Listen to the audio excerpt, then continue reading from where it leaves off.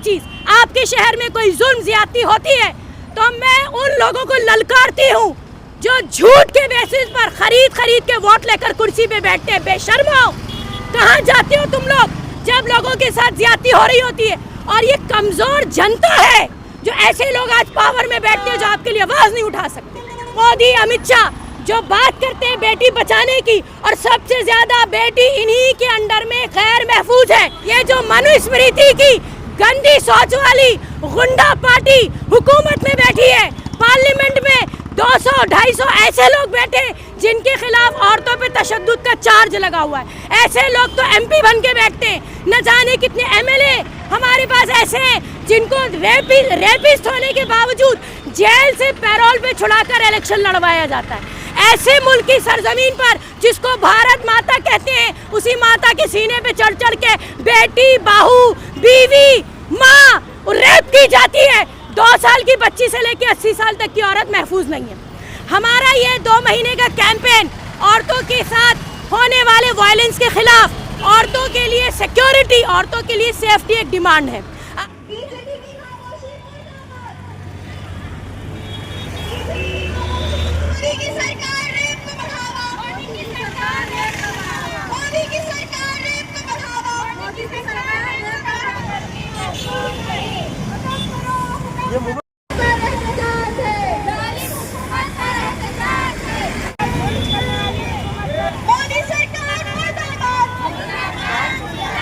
अस्सलामुअलैकुम रहमतुल्लाहि बरकातहू। आज यहाँ पर हम लोग नेशनल वाइड कैंपेन लेकर निकले हैं 2 अक्टूबर से 2 दिसंबर तक। आज हमारा ये 6th एहतजाज है जो ह्यूमन चेन के तौर पर हम यहाँ टीपू चौक पर कर रहे हैं।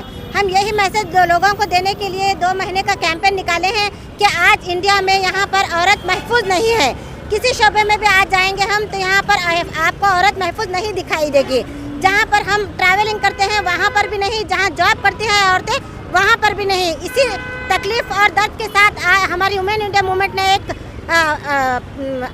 आज़म उठाया है कि औरतों को इंडिया में महफूज एक ऐसा एक्ट दिलाएं जो रेप करने से पहले, जुर्म करने से पहले लोग खौफ में आ जाएं।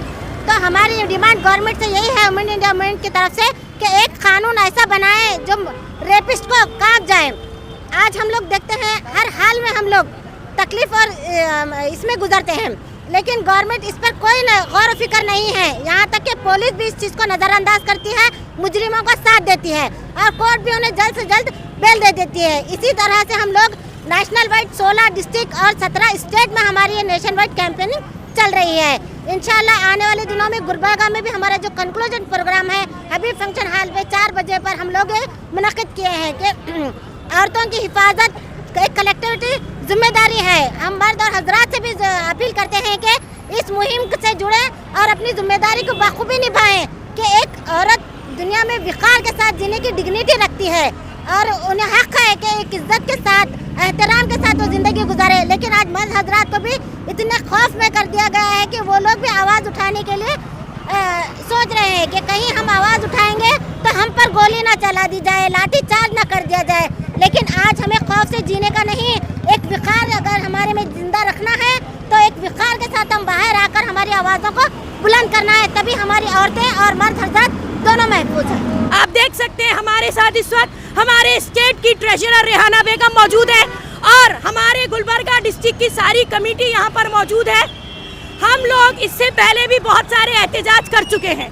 2 तारीख को इंशाल्लाह कोप्पल गंगावती में कर्नाटका की सरजमीन पर हमारे इस नेशन वाइड कैंपेन का हम लोग कंक्लूजन कर रहे हैं और हमारी जो डिमांड्स हैं डिस्ट्रिक्ट अथॉरिटी से लेकर गवर्नमेंट जो पार्लियामेंट में बैठी है, सेंट्रल गवर्नमेंट यानी कि मोदी, अमित शाह जो बात करते हैं बेटी बचाने की, और सबसे ज्यादा बेटी इन्हीं के अंडर में गैर महफूज है। इनके छोड़े हुए सड़कों पे लोग जो RSS के गुंडे, बदमाश, संघी सोच रखने वाले, इनका मानना है कि माँ हो कि बेटी हो कि बीवी हो कि बहन हो, इनको सबकी इज्जत लूटनी है। इनको सिर्फ इज्जत लूटने से मतलब है। मैं समझती हूँ ऐसे वक्त में, ऐसे कैंपेन में हिंदुस्तान के एक एक औरत मर्द को हमारे साथ आ जाना चाहिए इस बैनर के साथ। देखें, एक बात सुनिए, वोट आपने किसको दिया?